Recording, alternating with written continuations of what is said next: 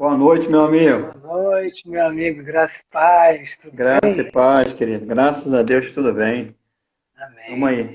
Tamo nesse isolamento Prazer, aí. né? Prazer, satisfação enorme estar aqui hoje atendendo o seu convite e vamos fazer desse tempo um tempo bom, tempo de crescimento para todos. Em nome de Jesus, isso aí. Renovação de entendimento.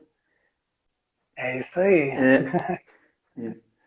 Queridos amigos que estão nos acompanhando aqui, pessoal de Barros Filho, e outras pessoas que eu vi aqui também que está com a gente aí, esse é o pastor Felipe. Pastor Felipe, eu conheci ele, ainda não o conheci pessoalmente, mas é meu amigo já. É, A é gente isso não aí. pôde ainda sair, a gente ainda não pôde sair para bater um papo, para tomar um café, porque a gente está nesse isolamento ainda. Então a gente está se preservando e cumprindo as determinações aí na medida do possível.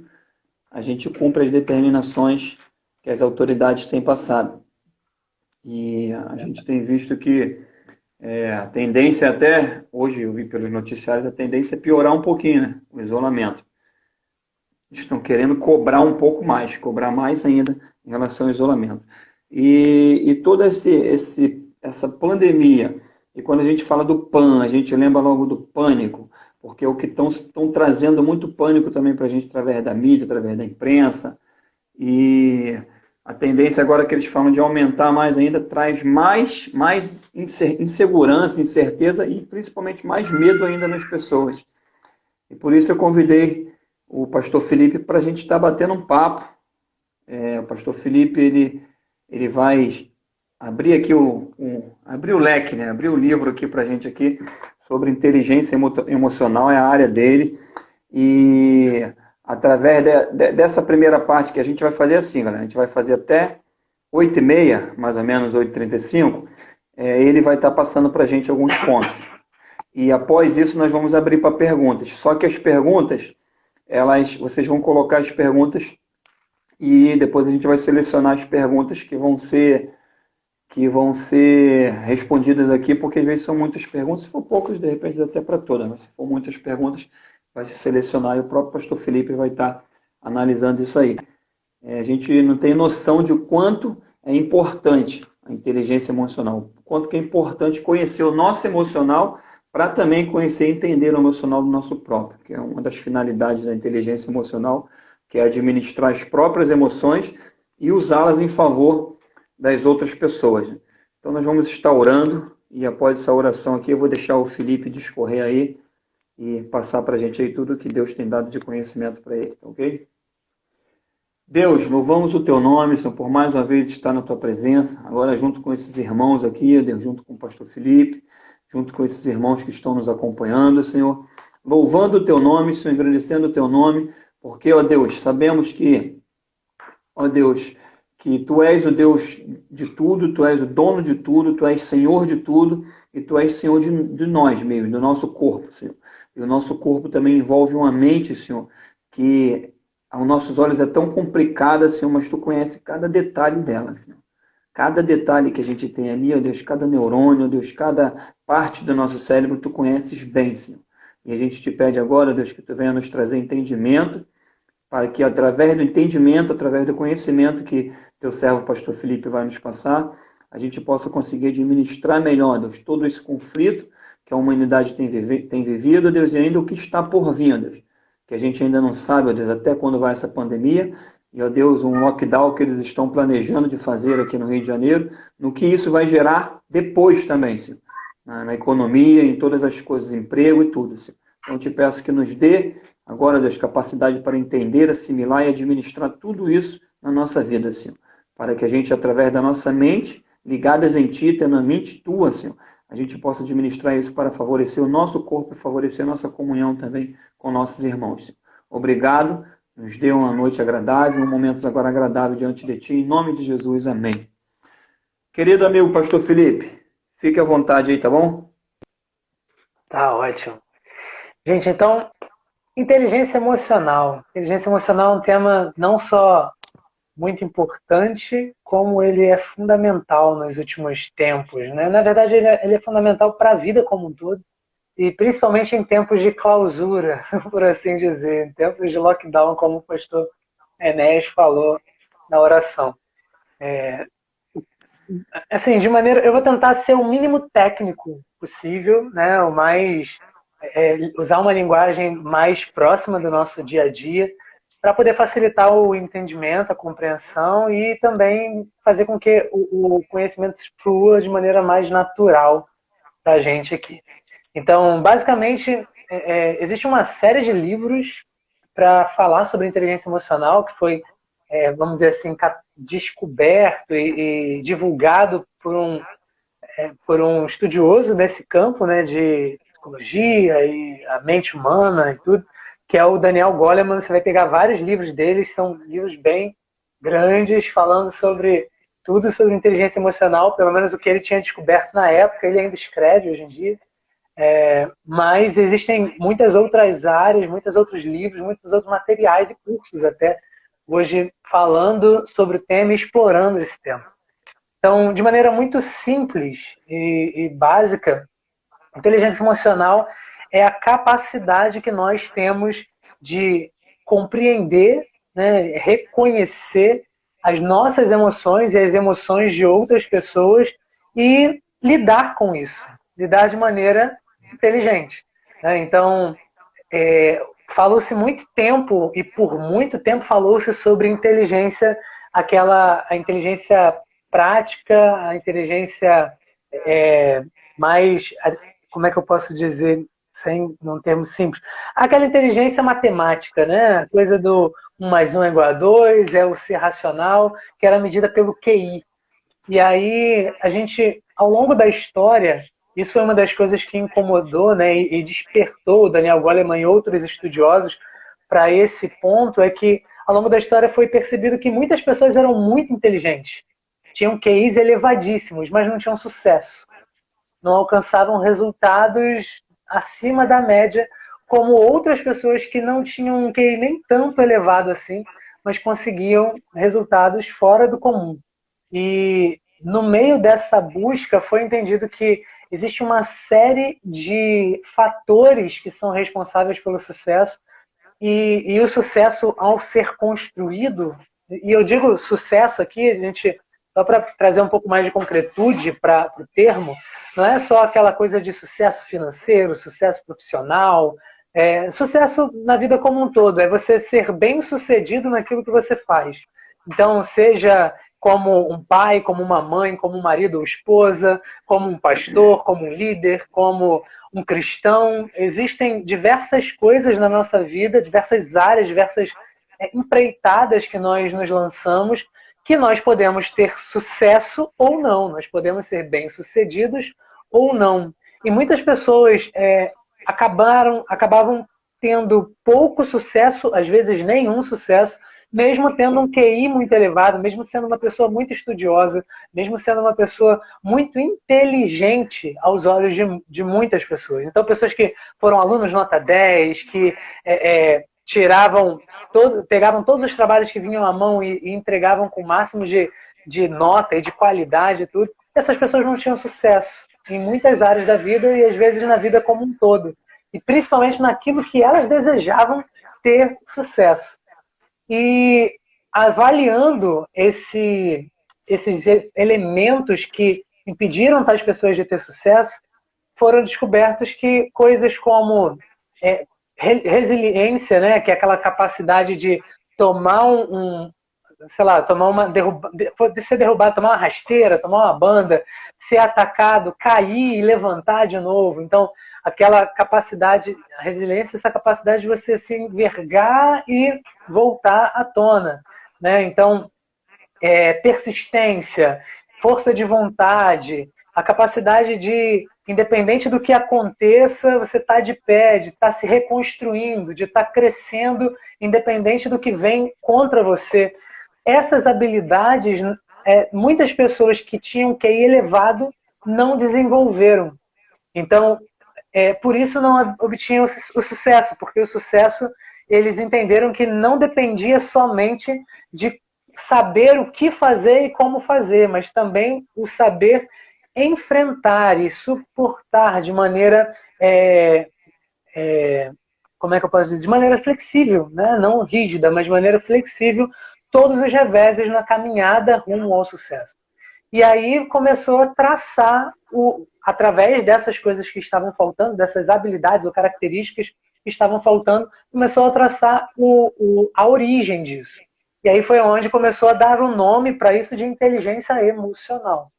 Por quê? Não é, o entendimento é que se você sabe muito bem lidar com as capacidades cognitivas, ou seja, a capacidade da mente entender a lógica, entender a razão, entender as ciências, mas você não sabe gerenciar as suas emoções quando os reveses da vida vierem, todo o seu conhecimento técnico fica inútil, porque você pode ou não ter força para persistir, ou você pode acabar perdendo a razão por perder o controle e acabar explodindo, né, e ficando com raiva, irado, e fazer algo do que você se arrependeria mais tarde, com uma pessoa que seria uma pessoa chave na sua caminhada para o sucesso. Então, foi estruturado todo um estudo em cima de como deveríamos não só reconhecer as nossas emoções, mas também como gerenciá-las de maneira coerente, de maneira construtiva, para que a gente venha ser bem sucedido em tudo aquilo que a gente empreender ao longo da vida. Okay? Eu gosto muito de falar sobre essa parte da inteligência emocional que para mim, né, é a base não só do sucesso, mas é a base para as outras inteligências funcionarem de maneira adequada. Então, por exemplo, hoje são catalogadas múltiplas inteligências, né? Então, existe, além da inteligência lá, a racional, a matemática, né? Que é medida pelo QI, a gente tem a inteligência emocional, temos também a inteligência social ou relacional, e tem uma série de outras inteligências que são subdivisões aí do funcionamento, do processo de funcionamento da nossa mente. Então, existem pessoas, por exemplo, sabe aquela história de que a gente cresceu ouvindo pessoas, taxando pessoas de burra, né? Burra ou incapaz, ou uma série de outros nomes pejorativos que estava afetando, agredindo a inteligência daquela pessoa. Só que o que a gente entende hoje, antes de eu estudar sobre isso, eu já tinha essa convicção, não existe ninguém burro exatamente, não existe ninguém... a pessoa pode ser ignorante. Agora, o fato da pessoa, inclusive, não ter um QI elevado não classifica ela como uma pessoa que não possa ser excepcional em alguma outra inteligência. Então, a gente vê, por exemplo, pessoas que não foram bem-sucedidas na escola, às vezes não sabem nem lidar muito bem com as emoções, mas são excelentes músicos, porque têm inteligência musical bem desenvolvida. Ou então são excelentes artistas, porque têm a inteligência artística muito bem desenvolvida. Ou são excelentes comunicadores, né? Ou pessoas, excelentes networkers, né? Que é a pessoa que consegue se conectar com outras pessoas e criam amigos com muita facilidade. Por quê? Porque tem a inteligência social muito bem desenvolvida. Então, e agora, eu tenho para mim que a inteligência emocional é a base do desenvolvimento saudável e pleno de todas as demais inteligências. Por quê? Se você entender qual é a inteligência por trás das emoções, porque não é só, eu vou chegar nesse ponto, mas não é só a inteligência de lidar com as emoções, mas as emoções também trazem em si uma inteligência oculta até o ponto que você aprende a lidar com elas. Então, quando a pessoa ela chega ao ponto de ter habilidade para reconhecer e gerenciar as suas emoções, ela também consegue ter acesso a essa inteligência da própria emoção e ela consegue gerenciar bem as demais inteligências que ela tem à sua disposição. Então, ela consegue... E hoje é comprovado pelas neurociências, inclusive, que você pode sim se tornar mais inteligente com o passar do tempo, através de uma série de atividades que vão favorecer o desenvolvimento de certas áreas do seu cérebro. Então, atividades como meditação, e aí, para nós cristãos, a gente quando eu falar de meditação aqui, entenda, não é aquela meditação que está ligada a outras religiões, porque tem esse viés religioso da meditação, ligado ao budismo, ligado ao hinduísmo e outras religiões. Não é sobre esse tipo de meditação que eu estou falando. É a meditação onde você permite que a sua mente ela entre num estado de contemplação. Tá? Então, a gente faz isso através das orações, quando a gente foca num determinado momento para a leitura da palavra, ou para a meditação, ou para ter aquele momento de louvor.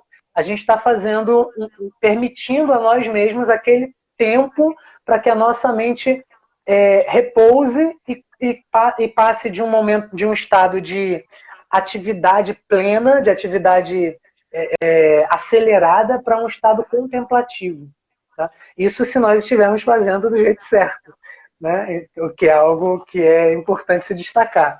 Então, para quem faz essas atividades, quem faz atividade física, quem aprende o tempo inteiro por meio de bons relacionamentos, quem lê, né? A prática da leitura pode nos tornar mais inteligentes, e mais inteligente não só no sentido da inteligência emocional, mas no sentido também do QI, da inteligência social e todas as demais inteligências.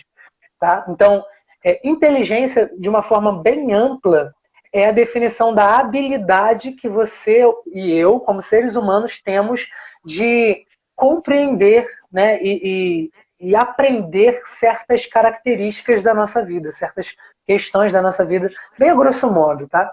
Então, quando eu falo de desenvolver a minha inteligência no campo emocional, é sobre entender como as minhas emoções funcionam, entender como lidar com elas e evoluir nesse processo de gerenciar essas emoções, de maneira que eu possa aprender com elas e, assim, me tornar mais inteligente nesse campo. Ok? Tudo bem até aqui? Ok. Só para tu dar uma respirada também, né, Felipe? Então a gente entende o quê? Que existe várias inteligências, vários tipos, né? Como você falou, musical, social, a inteligência do cognitivo mesmo, essas coisas assim. Mas todas vão funcionar melhor vinculadas à inteligência emocional. Então o cara que consegue administrar uma boa inteligência emocional é o cara que consegue, na outra área que ele tem na vida, ele usar essa outra área que ele vai, de inteligência que ele vai ser chamado, vai ter um dom na vida, de uma forma melhor. Uhum. Sim, é isso aí. Tu estava falando aí, eu estava lembrando aqui da sabedoria, que é saber usar a inteligência emocional, no caso, já conhecendo, desenvolver a inteligência emocional, você saber usar o seu conhecimento do lado da inteligência, do outro tipo de inteligência. Isso é sabedoria, né, Felipe? Sim, com certeza. Com certeza. A sabedoria é uma das descrições, como você mesmo citou, é justamente você não só ter a inteligência, mas você saber aplicar a inteligência para um fim que gere um resultado que você e outras pessoas estão buscando. Né? Então, sabedoria é tanto o processo de pegar um conhecimento e aplicar esse conhecimento de forma que traga um benefício para mim, como utilizar a inteligência ou as inteligências que nós temos para proporcionar o melhor resultado quando a gente estiver utilizando essa sabedoria na prática. Né? Então, é bem esse caminho mesmo. Okay? Então, posso continuar? Tem mais um comentário? Não, pode continuar. Fica à vontade. Beleza.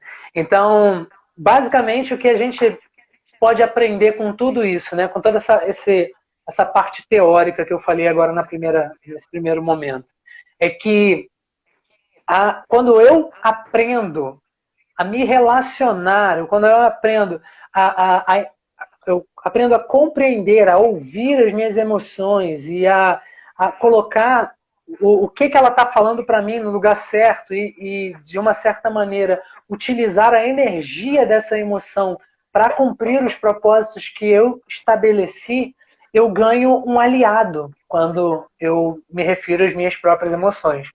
Tá? Então, de maneira bem prática, de maneira bem simples, o que é uma emoção?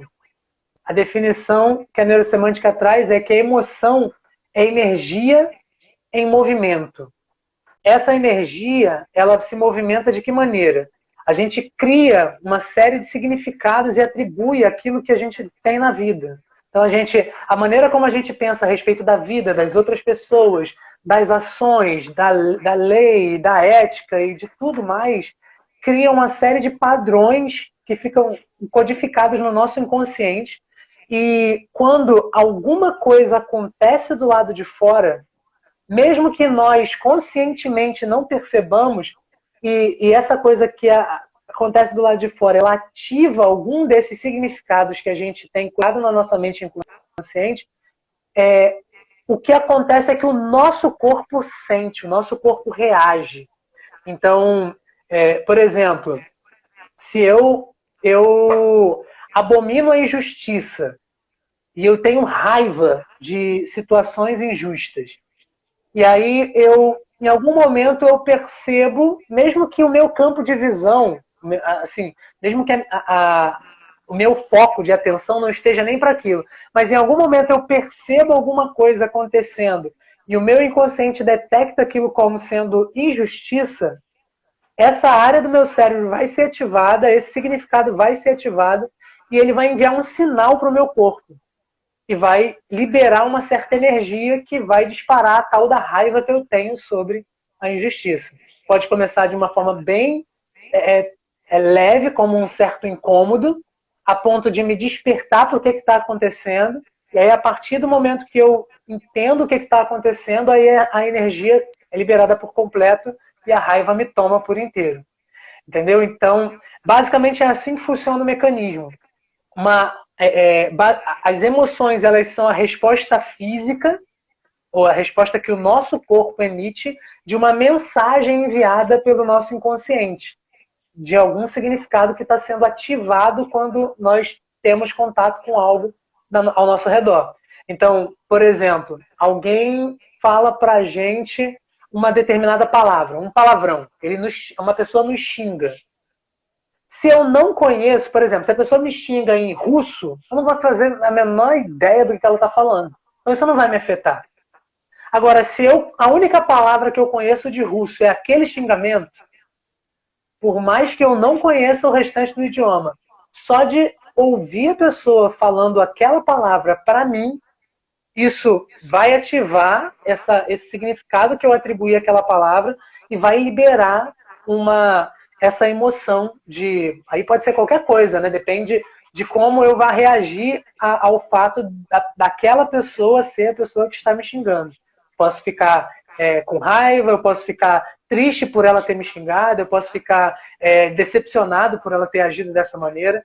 Então, a maneira como aquele significado atrelado, tanto à palavra, quanto à pessoa, quanto ao contexto, quando eles são ativados, liberam uma energia e a gente dá um nome a essa energia, que é a emoção que a gente vai estar sentindo naquele momento.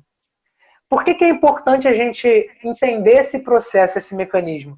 Porque quando eu entendo que uma energia é só uma resposta ou uma mensagem de algo que eu atribuí como significado ao meu ambiente externo, eu começo a entender que existe uma mensagem sendo comunicada e que eu posso dar ouvidos a essa mensagem.